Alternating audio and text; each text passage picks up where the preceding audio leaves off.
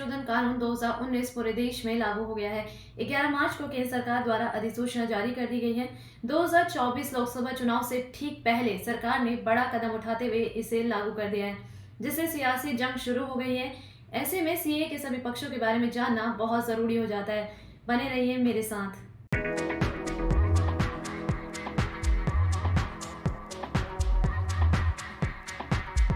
नमस्कार, मैं हूं शिवांगी पांडे। सबसे पहले बता देते हैं कि सीए को 2016 में लोकसभा में पेश किया गया था, जो कि लोकसभा से पास हो गया था, लेकिन राज्यसभा से पारित नहीं हो पाया था।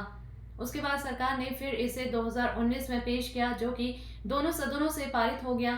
फिर जनवरी 2020 में इसे राष्ट्रपति की मंजूरी मिल गई थी। कई लोगों ने इसका विरोध किया और कोरोना महामारी के कारण यह लागू नहीं हो सका। अब सरकार ने 2024 में इससे जुड़े नियमों की अधिसूचना जारी कर दी है, जिसमें नागरिकता देने की प्रक्रिया को बताया गया है, कैसे आवेदन करना है, कौन कौन से दस्तावेज चाहिए, यह सब इसमें बताया गया है। और यह पूरी प्रक्रिया ऑनलाइन माध्यम से होगी, जिसके लिए सरकार ने एक पोर्टल भी लॉन्च किया है। अब जान लेते हैं कि किसे मिलेगी नागरिकता। नागरिकता संशोधन अधिनियम 2019 के तहत 3 पड़ोसी देश बांग्लादेश, पाकिस्तान और अफगानिस्तान के 6 धर्मों हिंदू, सिख, बौद्ध, जैन, पारसी और ईसाई प्रवासियों को ही नागरिकता प्रदान की जाएगी। केवल उन लोगों को ही नागरिकता दी जाएगी जो कि इन 3 देशों में धार्मिक उत्पीड़न का शिकार हुए हैं और भारत में आ गए हैं। इसके अलावा 31 दिसंबर 2014 से पहले भारत आए प्रवासियों को ही नागरिकता के लिए पात्र माना जाएगा। संविधान की छठी सूची में शामिल राज्यों और इनर लाइन परमिट वाले क्षेत्रों पर सीएए लागू नहीं होगा, जिससे नॉर्थ ईस्ट के कई राज्य जो हैं वो सीए से बाहर हैं, लेकिन असम में सीए को लेकर विरोध किया जा रहा है। सीए के लागू होते ही विपक्षी पार्टियों ने इसका विरोध किया है। इसको लेकर यह चिंता व्यक्त की जा रही है कि यह संविधान के अनुच्छेद 14 का उल्लंघन करता है, जो कि समानता के अधिकार की गारंटी देता है। साथ ही यह कहा जा रहा है कि यह तीनों देशों के मुसलमानों को भी शामिल नहीं करता है, जो कि पक्षपातपूर्ण है। इसमें भारत की सीमा से ही लगते नेपाल, भूटान और म्यांमार जैसे देशों को भी शामिल नहीं किया गया है।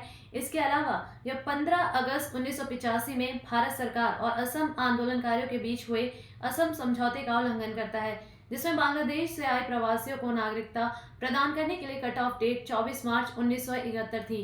वर्तमान में सीए के अंतर्गत यह समय सीमा 31 दिसंबर 2014 तय की गई है। वहीं दूसरी तरफ सरकार का कहना है कि सीएए अप्रवासियों को नागरिकता प्रदान करने का प्रावधान करता है। इससे किसी भी भारतीय नागरिक की नागरिकता को कोई खतरा नहीं है। किसी भी भारतीय मुसलमानों की नागरिकता नहीं छीनी जाएगी। इसके तहत केवल लंबे समय से अप्रवासी के रूप में रह रहे लोगों की नागरिकता दी जाएगी।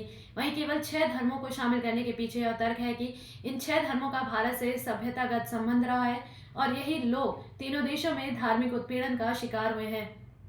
ऐसे में सरकार वैधानिक रूप से नागरिकता प्रदान करने का प्रावधान लेकर आई है। हालांकि विपक्ष ने सरकार की आलोचना की है और वहीं कई याचिकाएं भी सुप्रीम कोर्ट में दाखिल की गई हैं। यह समय ही बताएगा कि सुप्रीम कोर्ट इस पर क्या फैसला लेता है और यह अधिनियम संविधान की कसौटी पर खरा उतरता है या नहीं। आज की वीडियो में इतना ही। फिर मिलेंगे किसी नए वीडियो के साथ। तब तक के लिए धन्यवाद।